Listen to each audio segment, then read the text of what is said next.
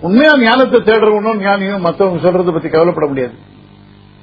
அதுக்கு அதுலயே வாங்கி கூடாது சொல்றதை கேட்ட. இன்ஃபேக்ட் ஏன்னா நம்மள மாதிரி ஆள் என்னத்தை உருப்படியா சொல்லிட போறோம். இப்ப பட்டினத்தார் கதையில் ஒண்ணு வருது. பெரிய சித்தர், அவர் மகாபெரிய ஞானி. அதாவது இந்த உடலோடவே அவர் மேலுலகம் போறவர், மோட்சத்தை அடைஞ்சு வர்றவர், அப்பேற்பட்டவர். அவர் ஒரு வரப்புல படுத்துட்டு இருக்கார், கை அப்படி வச்சுன்னு படுத்துட்டு இருக்கார். அப்ப 2 பொம்பளைகள் வரா. என்ன சன்னியாசி சாமியார் இவர்னு தெரியலையே, இவருக்கு சுகம் வேண்டிருக்கு, கையை தராணி மாதிரி ஓசரத்துக்கு வச்சுட்டு படுக்கிறார். அந்த சுகம் வேண்டிருக்கு பத்தி அவருக்கு, தலைக்கு உயரம் வேண்டிருக்கு இவருக்கு அப்படின்ற இவருக்கு. அவன் பேசிட்டு போயிடுறாங்க. இவருக்கு மனசு ரொம்ப நொந்து போயிடுறது. பட்டினத்தார், இந்த கையை மடிச்சு வச்சுன்றது ஒரு சுகத்துக்கு அடையாளமா போச்சே, இந்த மாதிரி நம்ம புத்தி போச்சே அப்படின்னு கையை எடுத்துட்டு பெருமைப்படுத்துகிறார். அப்ப அவங்க திரும்பி வராங்க. அந்த பொம்பளைகள் திரும்பி வந்தப்போ அதுல கேக்குற, பத்தியா இப்ப பார், உண்மையாவே எல்லாத்தையும் திறந்தவர்னு ஒத்துக்கிறியா, கையை கூட எடுத்துட்டார் பார் அப்படின்னு. இது என்ன சன்னியாசியோ, நாம என்ன பேசுறோம்னு கேட்டு இருந்திருக்காரு, அதை கேட்டு கையை எடுத்துட்டார். இப்படி ஊர்ல இருக்கிறவங்க தன்னை பத்தி என்ன பேசுறான், என்ன நினைக்கிறான், அதுக்கு தகுந்த மாதிரி நடந்துக்கணும்னு நினைக்கிறாரு. இவர் ஒரு துறவியா, இவருக்கு சுடையது வரைக்கும் நம்ம இன்னும் ரொம்ப ஞானம் அடைய வேண்டியது ரொம்ப பாக்கி இருக்கு, நம்ம அந்த நிலையை அடையறதுக்கு அப்படின்ற ரியலைசேஷன் அவருக்கு வருது. அப்போ அதுக்கப்புறம் அந்த கதையில அவங்க 2 பேரும் உமையும் சரஸ்வதியும் வருது, அது வேற விஷயம். பட் எதுக்குன்னா அவன் துறவிக்கு மத்தவ என்ன நினைக்கிறான்றத பத்தி அனாவசியம், அந்த நிலைமையை பத்தி தான் இவன் பேசுறான். பட்டினத்தார் பெரிய சித்தர் பிக்ஷை கேட்கறதுக்கு போன போது இவரை திருட நினைச்சு ஏதோ ஒரு இன்சிடென்ட்ல அடிச்சு விடுறாங்க. அவர் சரி அடிங்க, எனக்கு வேண்டித்தான், நல்லா அடிங்க என்னன்னு வாங்கிக்கிறார். ஏன்னா அவர் என்ன நினைக்கிறாருன்னா, நம்ம தேடி போனோம் சாப்பிடறதுக்காக, உணவை தேடி போனோம், அதுதான் நம்ம பண்ண தப்பு அப்படின்னு. அப்ப சொல்ற, இனிமே நான் தேடி போக மாட்டேன், அது என்ன தேடி வரணும், இல்லன்னா சாப்பிட மாட்டேன் அப்படின்னு. அதுக்கு என்ன சொல்றாரு அவர் பாட்டு, இருக்கும் இடம் தேடி என் பசிக்கே விருப்பமுடன் அன்னம் கொண்டு வந்தால் உண்பேன், பெருக்க அழைத்தாலும் போகேன், அரணே என் தேகம் இழைத்தாலும் போகேன் இனி அப்படின்னு. அதே வைராக்கியத்தில் நின்ன அந்த மாதிரிதான் இருக்கலாம். நம்ப முடியலையே இந்த காலத்துல இப்படி ஒரு பொண்ணா, இந்த மாதிரி பொண்ணுங்க இருக்காங்கன்னு கதை போகுதா சார்? உங்களை மாதிரிதான் நிறைய பேர் நினைக்கிறாங்க. அதாவது மகாபாரதத்துல யுத்தம் எல்லாம் முடிஞ்ச அப்புறம் பீஷ்மர் தர்மபுத்திரருக்கு நிறைய உபதேசம் எல்லாம் செய்கிறார். லைஃப் எப்படி, தர்மம்னா என்ன, ராஜ்யத்தை எப்படி நடத்துறது, சோ மெனி திங்ஸ், யுத்தத்தை எப்படி சந்திக்கிறது. அதுல பெண்களை பத்தி தர்மபுத்திரர் கேட்கிறார், அவங்க எப்படி சுபாவம் அப்படின்னு.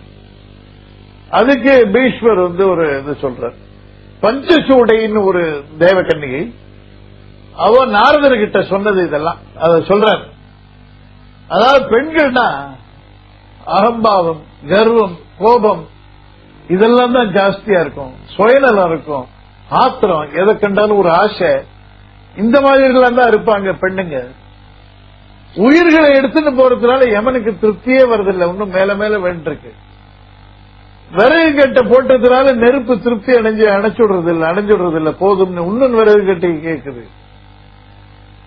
தண்ணி இருக்கிறதுனால கடல் திருப்தி அடைகிறது இல்ல, மேலும் மேலும் ஆறு மூன்று போய் தண்ணியை கொட்டுறது. அந்த மாதிரி எவ்வளவு செய்தாலும் ஒரு பெண்ணுக்கு திருப்தி என்பது கிடையாது இப்படின்னு எல்லாம் போறது. அதாவது அதுக்கு ஒரு கதையை சொல்றாங்க, அந்த பஞ்சசூடையை சொல்றாங்க. முன்காலத்துல முதல்ல பெண்கள்லாம் ரொம்ப இதுவா இருந்தாங்க, தர்மத்திலேயே நாட்டமுடையவர்களா.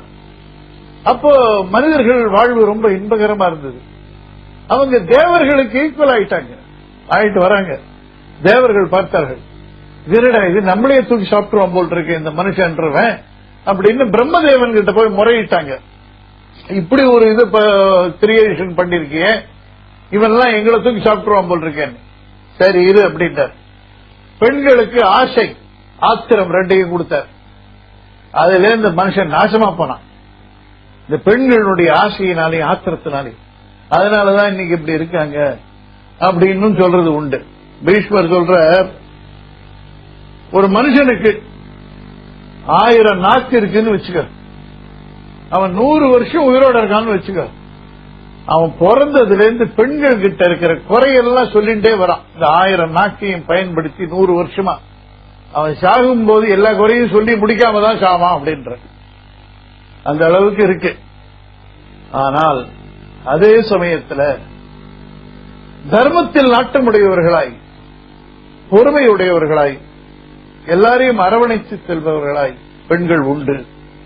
அந்த மாதிரி பெண்களால தான் இந்த உலகம் தாங்கப்படுகிறது, ஆண்களால் அல்ல.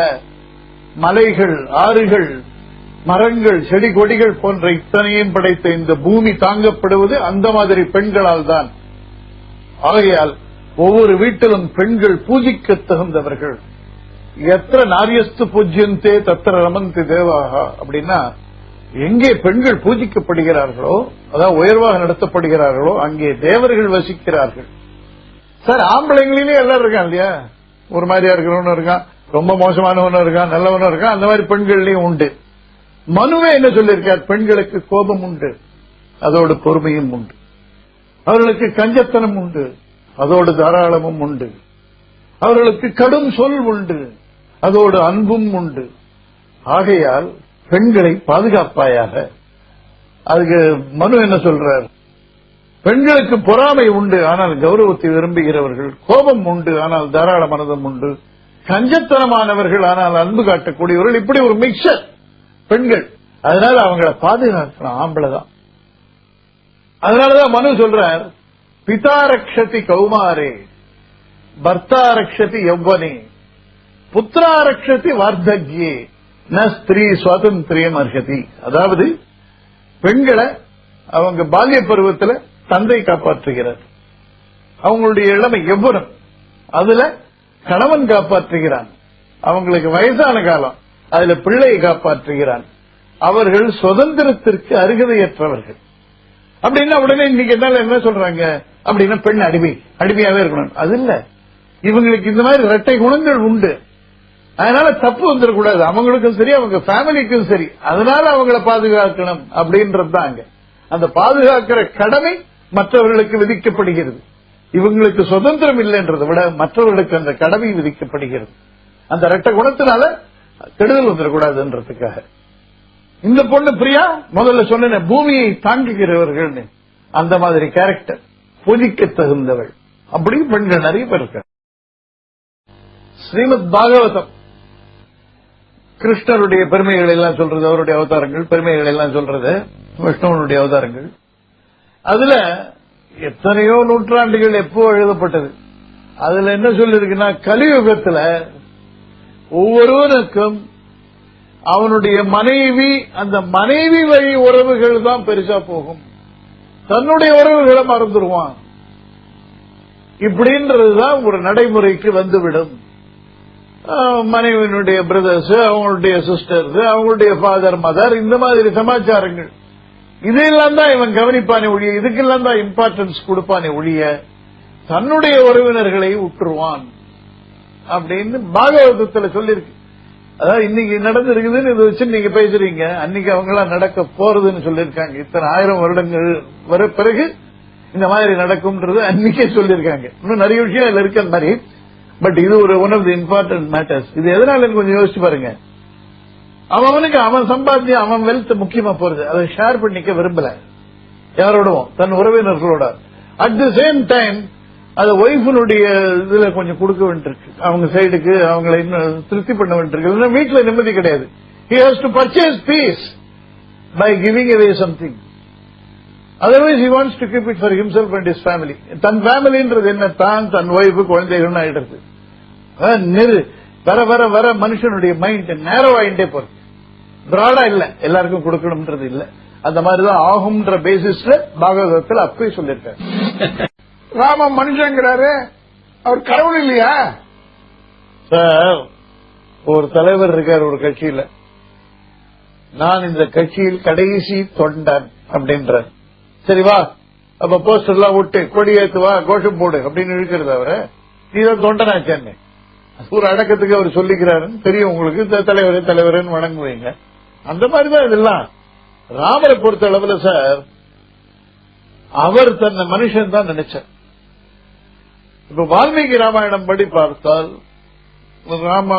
ராவணன் சீதையை தூக்கிட்டு போறாங்களா அவருக்கு தெரியாது. அவருக்கு தெரியாதான்னு பாகவதர் கேட்கிறார். தெரியாதுன்றதுதான் பதில். வால்மீகி ராமாயணம் படி பார்த்தால் சீதை அக்னி பிரவேசம் அதெல்லாம் நடக்கிற அந்த காட்சியில தேவர்கள்லாம் வராங்க, பரமசிவன் எல்லாம் வர்றார் வானத்துல ராமா நீ யாருன்னு தெரியாது அவனுக்குன்ற, நீ யாருன்னு தெரியாது அவனுக்கு அப்படின்னு.